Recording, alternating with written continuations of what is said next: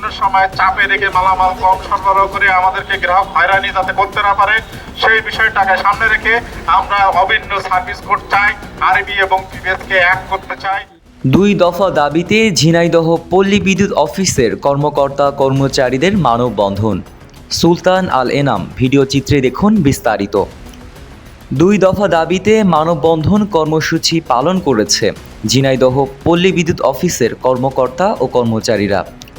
সোমবার সকালে জেলা প্রশাসকের কার্যালয়ের সামনে পল্লী বিদ্যুৎ সমিতি বৈষম্য বিরোধী আন্দোলনের ব্যানারে এ কর্মসূচি পালন করে।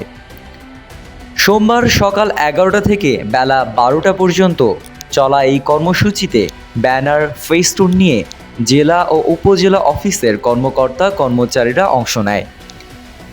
সে সময় ঝিনাইদহ পল্লী বিদ্যুৎ সমিতির DGM Abu Taiyab Mohammad Zahurul Alam, AGM Habibur Rahman, Mahbub Alam, junior প্রকৌশলী রবিউল ইসলাম সহ অন্যান্যরা বক্তব্য রাখেন।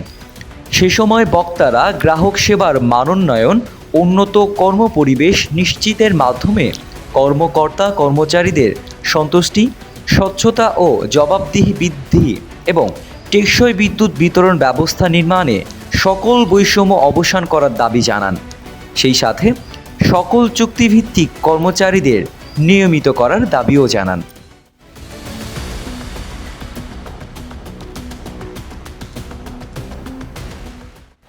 আজ থেকে 47 বছর আগে বাংলাদেশ পল্লী বিদ্যুৎ বোর্ড যে নিয়োগ করেছিল, এই স্মার্ট বাংলাদেশে এটা চলে না। আমরা এই বাংলাদেশ পল্লী বিদ্যুৎ বোর্ডের এই অত্যাচার, এই অনিয়ম মানি না, মানব না, মানব না। আসসালামু আলাইকুম। 10 দিনে কর্মরত তারপরে আমাদের একটা